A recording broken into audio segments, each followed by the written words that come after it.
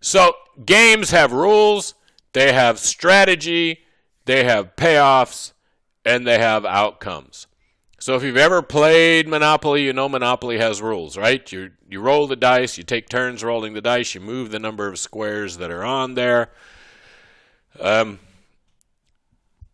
You can buy the properties, you can put houses and hotels on some of the properties, blah, blah, blah. Strategy involves what properties do you buy?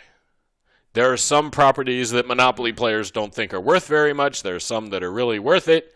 There's this whole what properties are good to buy and when is it good to put a house or hotel on a property, blah, blah, blah. The payoffs are somebody lands on your hotel or doesn't, right? And in the end, hopefully the outcome is you end up owning the whole board, or you lose and you go home, or you get tired because the game takes so long and you stop playing. Okay?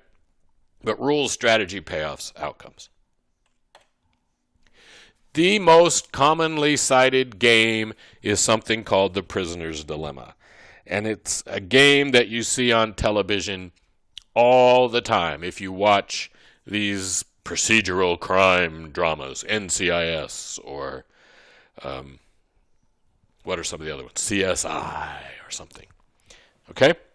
So let's suppose we have two criminals, and we'll cleverly call them Joker and Riddler.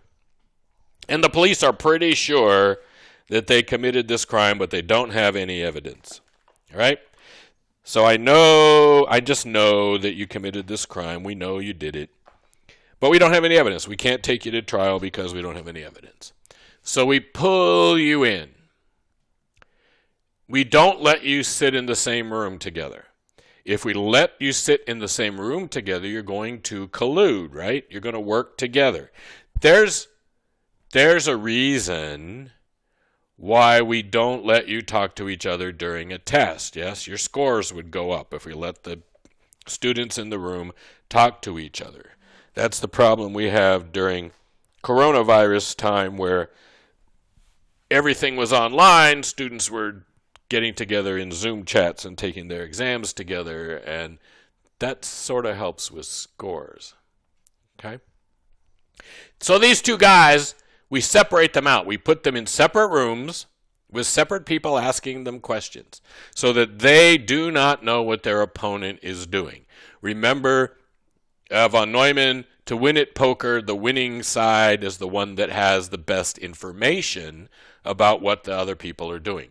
Well, if I split you two up, it's the police that have the good information and the bad guys who have bad information, and that makes the police more likely to win. Okay? If both of them just keep their mouths shut and sit there and go, I want a lawyer, I didn't do anything, I want a lawyer, I didn't do anything, they'll both end up going free because the police don't have any evidence. Okay? But that's not what happens. The police say to the two of them separately now, they're separate. The police go, hey, your buddy's going to rat you out. Your buddy's going to make a deal and rat you out. The buddy's making a deal, ratting you out. Your buddy's making a deal, ratting you out. You're going to... Okay? Everybody with me there? Well, if you become to believe that maybe your buddy is in fact going to rat you out, you might confess. Right? They say to you, look, you confess and your buddy doesn't. We'll give you a year and send your buddy up the river for 10. Well, now that starts to look pretty good, because if your buddy confesses on you and you keep your mouth shut, you're going away for 10. If you confess, you're going away for 1 if your buddy doesn't. Starts to look good to you. And pretty soon you're going to decide to confess. And the most likely thing that happens in this prisoner's dilemma is that both of them confess and they both end up going away. So maybe they both get 5 years because they both confessed. Why would you do that? Well, once you're there, let's look at free and free. Okay? We start out in this box that says free and free. So they're both keeping quiet.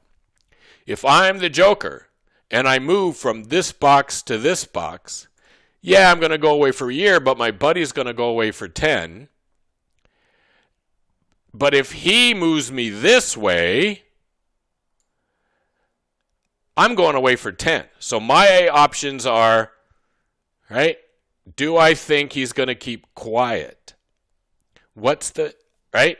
So my normal deal is this is a good deal, right? It protects me from going this way.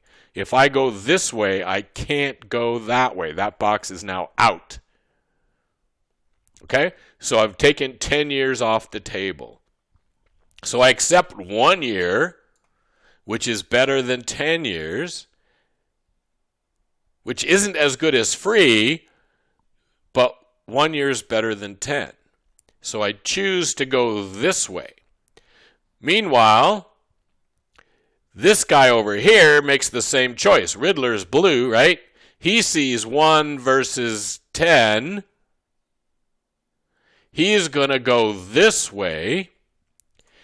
That means this guy gets pulled this way and this guy gets pulled that way, and we end up over here. They both confess and we end up over here. Now that they both confessed, they can't do anything better.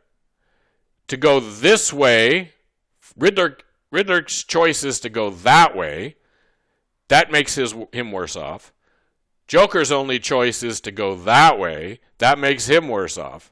They're stuck in this box, and they're going to end up both confessing, and they're both going to go away for 5, when if they had kept their mouths shut, they both could have walked out of there for free. Okay? The lesson of game theory here is that very often the solution that we end up when we fight with each other is a bad solution for everybody. Okay?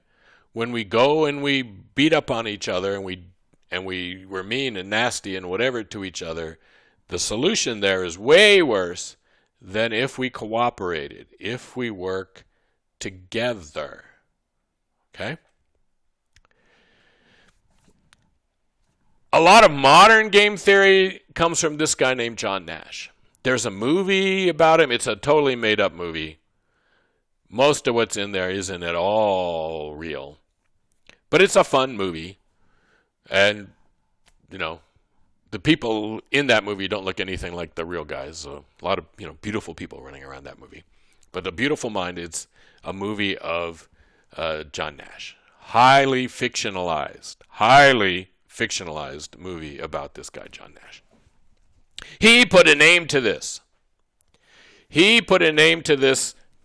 Which is called Nash Equilibrium. This box is a Nash equilibrium. Adam Smith says, essentially, equilibrium is always a good thing. Equilibrium benefits both sides.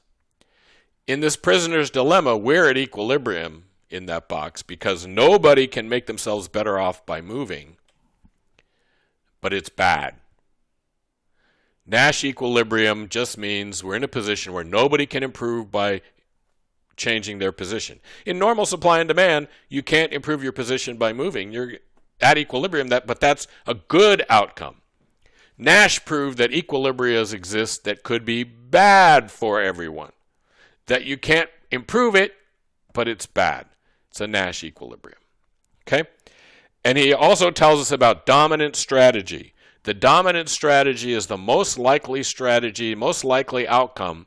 And if these guys compete, the most likely outcome is a bad outcome. Okay? The dominant strategy. It's not the best strategy. So when we say dominant strategy, we're not talking about the best strategy. We're talking about the one that's most likely to happen. Got that? So now we're changing the world. In the world of oligopoly, we realize that equilibrium can be bad for the companies. It can be bad for the players of the game. Okay? The dominant strategy might be bad. And again, we already know how to fix this, right? It's work together. There have been all kinds. There was a computer game that was played. Okay? And the people said, here's the game you're going to play. Write a computer program to play this game. The game is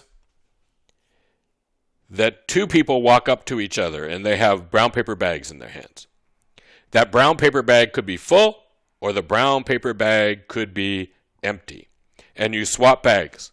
So each player, you walk up one time, one at a time, one at a time, one at a time. You see what the other person is giving you, and you get to decide what to give them.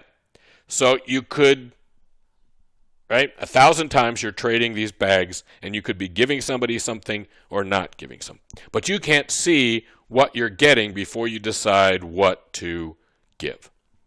Okay? Play this game. Well, every time they play this game, the winning strategy is the simplest strategy. You walk up the first time, you give them a full bag of stuff. They give you a bag. If their bag is empty, you give them an empty one back. If their bag is full, you give them a full one back. Which means over the 1,000 times you play, you tie with every one you play. You never win, you never lose, you tie every time. You're equal with your opponent. If your opponent is nice, you're nice, you both get a lot of stuff. If your opponent is mean, you're mean, you both get nothing. Over time, that strategy wins. So if you play this game and you trade 1,000,000 bags with 1,000 different people, the tie strategy wins. The do unto others as they did unto you strategy is the strategy that wins. Cooperate. They're working together. The smart programs figure out that they can get stuff from these guys, and they're working together. The programs that work together with the other programs win. The programs that are mean lose. Okay? It's a message. So a real-world example of Prisoner's Dilemma was Vegas in 2005. There was room for one more hotel. If you looked at the numbers on the strip, we needed to build one more hotel. And that's assuming you didn't know the crash was coming, and those of us who knew the crash was coming didn't really think this way. And there are people who knew the crash was coming and knew that we shouldn't build that hotel, but there was room for one more big hotel to be built on the strip. Okay? What's the Prisoner's Dilemma tell us? So you've got Caesars, you have MGM, you have Wynn, you have Las Vegas Sands, you have Boyd Group, you have some new companies that want to come in, right? You have people who are interested in starting into Las Vegas. They want to build their first hotel. All right? Well, there's room for one. Whoever builds it is going to win. Whoever doesn't build it is going to lose. What's the prisoner's dilemma? We're going to make the wrong choice. Everybody's going to try to build it instead of working together or figuring something out. Right? So whoever builds this one hotel is going to win. If you don't build, it might be 20 years before you can build something. So 6 companies decide they're all going to build it. Wynn starts building the Encore. Caesar starts building 3 new towers that are on Flamingo Road. MGM starts building City Center. Boyd Group starts building Echelon, I think it was called, at the corner of the Strip and Desert Inn. Fontainebleau gets built, and the M gets built. So there's 6 projects that get started. Okay? 6. Yes? 6. Who wins? Well, Steve Wynn won.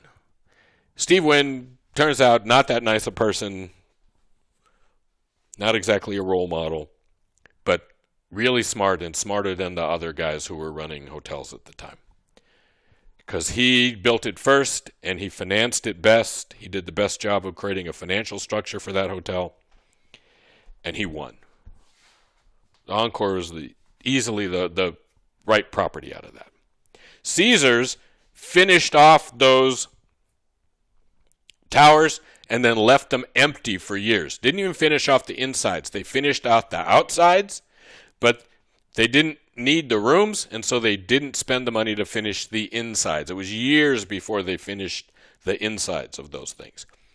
MGM shrinks the City Center project, makes it smaller. M is switched from being a resort to being a locals casino. Fontainebleau goes bankrupt. Echelon gets stopped partway through. They built the parking garage and stopped. Right? And again, we call this a first mover advantage. Sometimes the first one wins. And that was Encore. And it won. Okay? But these companies were caught in a prisoner's dilemma. If you build it, you have a shot. If you don't build, it's going to be forever before you can do it. So everybody tried to be the one to build it, and most of them suffered because of it. Okay? It's game theory. Right? You could see it, and they should have seen it, but there's nothing they can do. The dominant strategy was to build. So they were building.